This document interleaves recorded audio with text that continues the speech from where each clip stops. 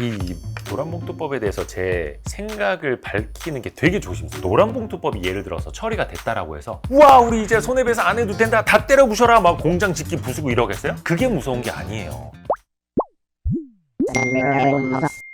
이게 이 노란봉투법은 그 관계 법령에 대해서 지금 설명해 볼 수 있는 사람이 있어요? 없죠. 어렵죠. 이게 정확히 말하면 노동조합 및 노동관계조정법 일부 개정 법률안이에요. 그러니까 그냥 노란봉투법이라는 게 더 쉽겠죠. 예전에 그 쌍용차 사태라고 알아요? 쌍용차 사태 이제 경영이 너무 악화가 돼가지고 구조조정을 해야 하는데 노동자들이 극심하게 이제 반발을 했는데 너무 이제 감정적으로는 이제 극단으로 가다 보니까 막 이쪽에서는 직장 폐쇄를 하고 그러니까 파업이 길어지고 그러다가 물리력을 동원을 해서 그때 진짜 막 쇠파이프까지 동원을 해서 엄청나게 막 그 큰 분쟁이라면 거의 전쟁에 가까운 일이 있었어요. 그래서 당시에 저 있던 언론사에서 후배 기자들도 취재 기자들도 취재 갈 때 안전모 있죠. 이런 거 다 하고 갔었어. 막 돌 날라다니고 하니까 그러니까 거의 전쟁터를 방불케 했다라고 보면 돼요. 그러니까 사측에서는 엄청난 피해가 있었죠. 수십억 원 이상의 뭐 피해가 있었다고 하는데 최종적으로 법원에서 판결이 난 게 한 47억 원 정도로 기억을 하는데 그거를 불법 파업이니까 물리적으로 많이 이제 그 행사를 했으니 배상을 하라라는 최종 판결이 나온 거예요. 법으로. 왜? 파업은 노동자의 정당한 할 수 있는 권리지만 물리적으로 회사에 큰 피해를 끼쳤으니 망가진 거 배상해라라는 거예요. 당연한 거죠. 근데 당시에 조합원들도 그렇고 시민들이 노란 봉투에 47,000원씩인가를 담아서 회사로 노조 쪽으로 보내줬다는 거예요. 그래서 그 노란 봉투, 그때 그 의미로 해서 노란 봉투법 이렇게 이어진 거거든요.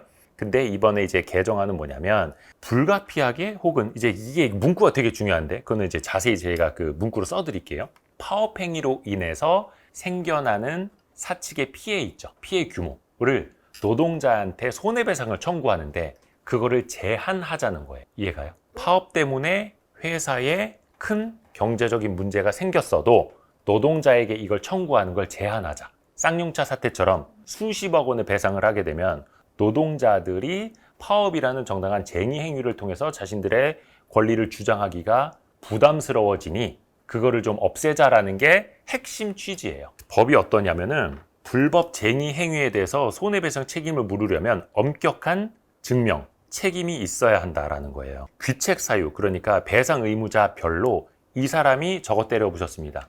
이 사람이 이만큼의 이 피해를 줬습니다. 라고 구체적으로 증명하지 못하면 어때요? 법원으로서는 이거 기각할 수밖에 없겠죠. 그렇게 법을 만들어서 손해배상 청구를 굉장히 어렵게 만든다라는 거예요. 그래서 이게 양쪽에서 갑론을박이 있는 거예요. 그러니까 갑을로 따지면 누가 갑이에요? 사업자가 갑이죠. 그러니까 우리가 왜 갑을, 그러니까 근로계약서를 쓸 때도 갑이 회사고 을이 노동자가 되거든요. 그만큼 협상력 측면에서 떨어질 수밖에 없으니까 노동자가 을로 이제 취급이 되는 건데 그러면 이 사람들이 뭉쳐서 단일화된 목소리를 내고 극단적으로 행동에 나서야 회사가 어이구 무서워 하면서 그들의 말을 들어줄 수 있잖아요. 그게 전문용어로는 쟁의 행위고 그렇게 해서 파업 찬반 투표까지 거쳐서 노조가 그거를 찬성으로 의결을 하면 파업까지도 가는 거예요. 물론 파업이 그냥 나 내일부터 일 안 해 파업 이게 아니라 파업을 위해서도 거쳐야 하는 단계가 있어요. 그래야지 이게 준법, 법을 지키는 투쟁이 되는 거예요. 안 그러면 불법 파업이 되니까.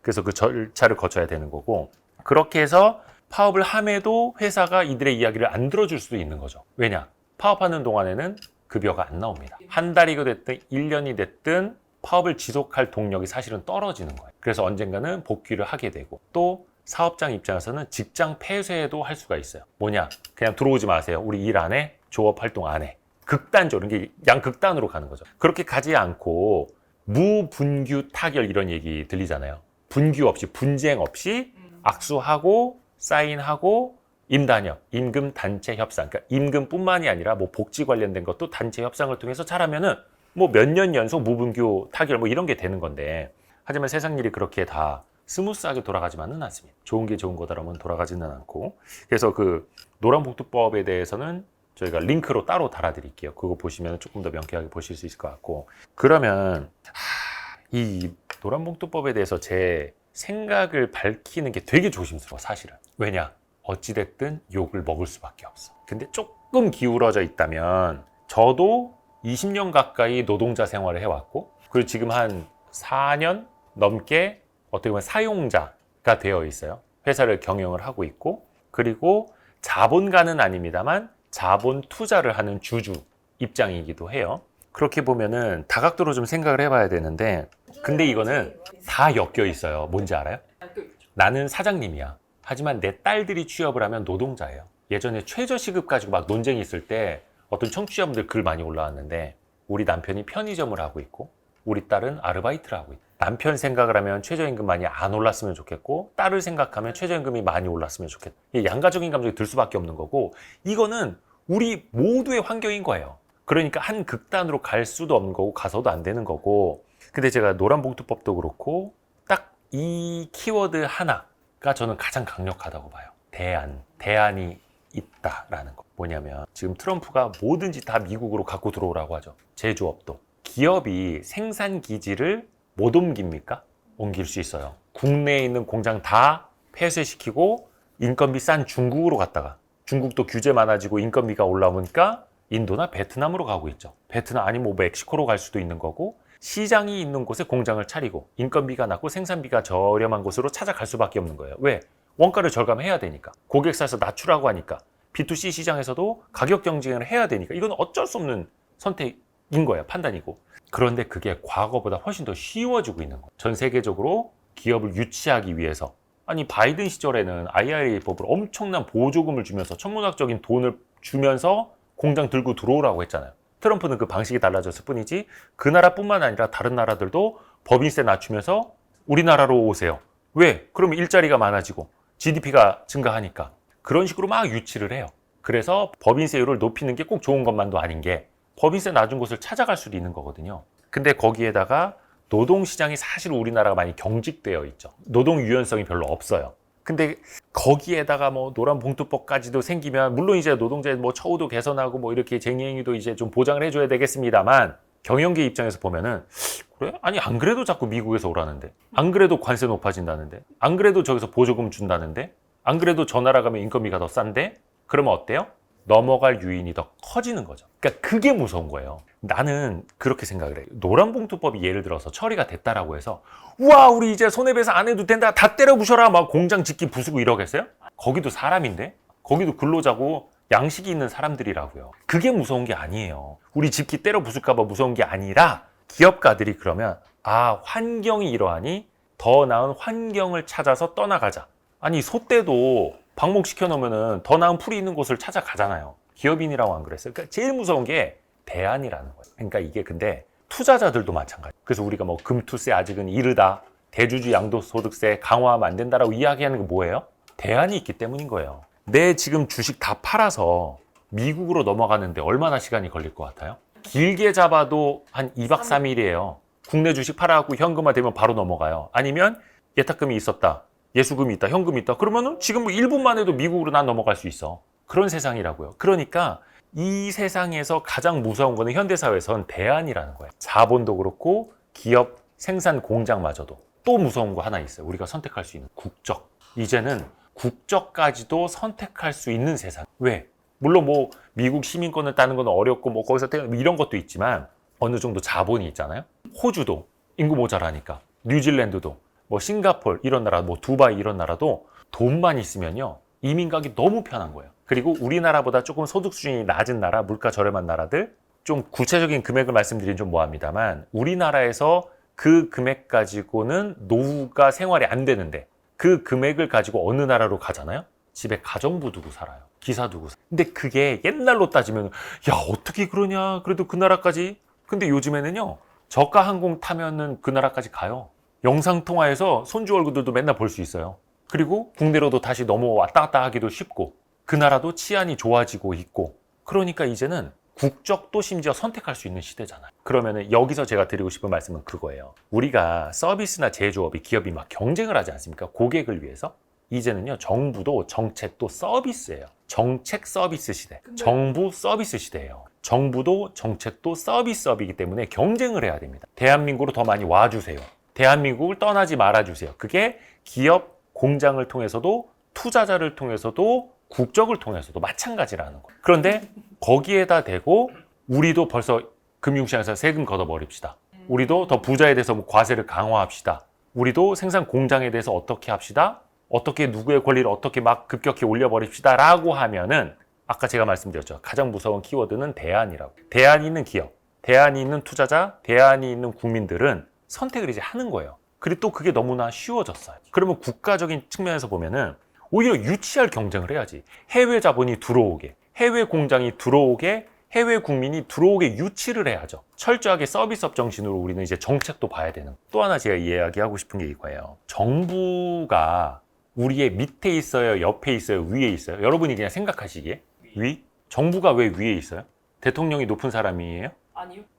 잠깐만, 대통령한테 내가 전화 좀 해야겠다. 물론 이제 높은 사람이라고 인식하는 게 당연해요. 보세요. 우리는 신분사회는 아닙니다. 그렇죠? 다만 계층이 있을 수는 있어요. 이거는 자본주의 사회니까. 자, 그런데 정부는요, 대리인이에요. 행정부이고 법을 집행하는 기관이에요. 그리고 그분들은 우리의 세금이 있기 때문에 월급을 받는 사람들인데 맞아요. 우리는 흔히 관료는 높다라고 생각을 해요. 길에서 경찰관 아저씨만 봐도 약간 쫄려. 그러지 않습니까? 장관이 오면 아니면 대통령이 있으면 높은 사람이라고 생각을 해요. 근데 이거는 그냥 인식일 뿐이지 사실은 행정 서비스업에 종사하시는 분들이에요. 그렇지 않습니까?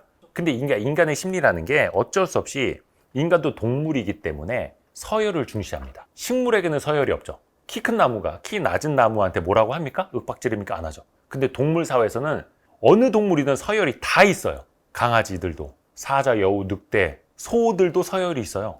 알죠? 그래서 소싸움이 있는 거거든요. 사람이라고 그 서열이 없겠습니까? 근데 제가 이 말씀을 드리는 게 이 권력이 왜 생기는가를 봐야 되는 거예요. 사장님은 왜 나보다 높아요? 경영자는 왜 노동자보다 높아요? 중요한 건 뭐냐면요. 자본주의 사회에서 중요한 건 뭐예요? 자본이죠. 그 자본을 배치할 수 있는 권한이 있기 때문이에요. 정부는 예산을 배치할 수 있는 권한이 있고 기업가는 여러분들에게 월급을 주는 연봉을 결정을 하고 자본을 배치할 수 있는 권한이 있기 때문에 뭔가 힘이 세 보이는 거예요. 자본주의니까. 심지어 그런 거 있어요. 농협 우리 많이 있죠. 지방에. 농민들의 조합이거든요. 근데 농협 중에서 최고 상위에 뭐가 있다고 생각을 해요? 농협중앙회가 있죠. 근데 사실 농협중앙회는요. 중앙에 있는 것이지 상위에 있는 게 아니거든요. 근데 지배구조를 그리다 보면요. 농협중앙회가 상위에 있어요. 근데 농협중앙회는 어떻게 굴러가요? 농민들이 조합원들의 돈이 있어야만 돌아가는 거예요. 농협의 금융 부문도 있고 상업 부문도 있는데 거기서 돈을 벌어줘야 농협도 돌아가요. 그리고 그 돈을 다시 지역 단위 조합에 내려보내주는 거예요. 제가 표현을 또 내려보내준다고 했습니다만 그 돈을 배분할 권한이 있으니까 농협중앙회 회장의 힘이 되게 막강해지는 거예요. 그래서 농협중앙회장을 농민 대통령이라고 해요. 그 선출 과정도 엄청나게 치열하고 그러니까 아까 이야기한 것처럼 자본을 배분할 수 있는 권한이 있다는 게 엄청난 힘이라는 거죠. 이 힘을 가진 사람들이 서비스업 마인드를 갖지 않는다면 내 위에 국민이 있다, 내 위에 주주가 있다, 내 위에 농민이 있다라는 생각을 갖지 않으면 잘못된 판단을 할 수 있다. 그래서 당신들은 철저하게 경영자여도 주주의 권한을 위임받은 사람, 당신이 대통령, 장관, 국회의원이라 하더라도 국민의 위임을 받은 사람들, 그래서 권력이 아니라 권한이라고 하지 않습니까? 그쵸. 어떤 걸 할 수 있는 제한된 힘, 그거를 계속해서 강조를 해야 되는 거야. 아니면은 이 사람들은 그 권력감에 도취돼가지고 자기가 대장인 줄 알아. 대장질을 하려고 해. 그러다가 이제 잘못되는 케이스들이 생겨나는 거죠. 그래서 아까 다시 이게 우리가 노란봉투법 이야기하다가 좀 돌아왔습니다만 그런 정책 결정자들 그리고 정책 서비스, 행정 서비스를 하는 사람들은 대안을 항상 생각을 해야 돼. 그리고 이 힘이 어디서 나오는지 이게 어디까지 영향을 미치는지 그러면 우리가 하려고 했던 작용 뿐만 아니라 반작용은 어떻게 올지 부작용은 어떻게 생길지까지 생각을 해야 되는데 그냥 우리의 표심이 누구니까 우리의 정치적 기반이 어디니까 이쪽으로 몰아세워 그러면 반드시 부작용 반작용이 생긴다. 이거를 생각하지 못하는 사람들에게 다시 한번 당신들은 권한을 위임받은 사람들일 뿐이다 라는 걸 되새겨줘야 되는 이게 제 말의 취지인데 좀 어떻게 이해가 돼요? 자본주의 사회에서 특히 우리가 경제를 공부할 때 정말 중요한 단어가 선택이라는 거예요. 합리적인 선택을 해야 되죠. 자, 한국 주식에 투자를 해서 맨날 꼬라박아. 제가 코스닥, 게스닥 그 영상에서도 말씀드린 것처럼 코스닥의 출반이 1000포인트였는데 지금도 800포인트예요. 말도 안 되는 거죠. 수십 년 동안. 그러면 투자를 하면 그냥 꼬라박았다는 거예요. 다. 그러면 한국 주식에 투자하는 게 합리적이에요? 미국 주식에 투자하는 게 합리적이에요. 미국. 답은 나왔죠. 그러면 한국에서 자본이 떠나지 않게 하려면 한국 시장을 더 건전하게 만들고 거버넌스도 개선을 하고 세제 혜택도 줘야 하는 게 맞아요? 틀려요? 맞아요. 맞죠. 너무나 이건 합리적인 거예요. 근데 그게 안 되면 지금 세제 개편안 그 발표 이후 어떻게 됩니까? 시장 흔들리고 있잖아요. 녹아내렸어요. 자본이 다시 미국으로 떠나가고 있잖아요. 그게 개개인의 판단으로 보면 합리적인 거예요. 그런데 개개인의 합리적인 판단이 모여서 나라가 어떻게 됩니까? 망가지는 거죠. 다 떠나고 나면 기업도 떠나 자본도 떠나면 껍데기만 남는 거예요. 우리 자식들은 우리 때보다 더 가난한 나라에서 살아야 되는 거고 더 후진적인 나라를 물려줘야 하는 거예요. 불행하죠. 그 꼴을 우리가 보고 있어야 되냐고. 근데 개개인의 합리적 선택은 이쪽으로 가는 게 맞아요. 그래서 이걸 되돌릴 수 있는 방안으로 길게 보고 정책을 설계해 나가야 된다. 그래서 모든 선택은 합리적으로 가게 되어 있고 모든 정책에 이제 사람들은 기업들은 다 대안을 찾아 나설 수밖에 없고 그래서 노란 봉투법이 됐건 아니면은 이번에 저기 뭡니까 무슨 뭐 주 15시간 이상 2년 동안 근무하면 무기계약직으로 인정을 해줘야 된다? 에? 그러면은 하다못해 편의점 하시는 분들, 치킨집 하시는 분들은 이제 직원 일 잘해도 잘려? 1년 11개월 만에 집에 보내야 돼요. 넌 이제 우리랑 일 같이 못해. 너무 많아요. 근데 이거는 그 사람들이 악당이어서가 아니에요. 나쁜 고용주여서가 아니에요. 그냥 개개인의 합리적인 판단이라고요. 그 정책을 펼치시는 분들도 나중에 호프집이라고 식당을 하실 수도 있잖아요. 맞아요. 하다못해 뭐 국회의원들도 배지 떨어지면은 실업자예요. 자영업 해야지. 그럼 그분들은 어떻게 할 거예요? 그래서 이야기가 멀리 넘어왔는데 이 YG 부스터에도 노란색이 있네. 기운이 납니다. YG 부스터 하나 먹고 힘들어. YG 부스터. 두뇌 둔 활력을 위한 멀티케어 YG 부스터. 좋은 상품입니다. 해서 야식 잡소리 그리고 Y스트릿이 조금이라도 도움이 되신다면 알림, 구독, 좋아요, 댓글, 다른 영상 보기 알고 좋대. 뿅! 1년, 2년 동안은 무지하게 좋다는 얘기예요. 조선은 100조가 넘어갑니다. 방산도 이제 100조를 돌파하려고 하고 있고 엄청난 거예요.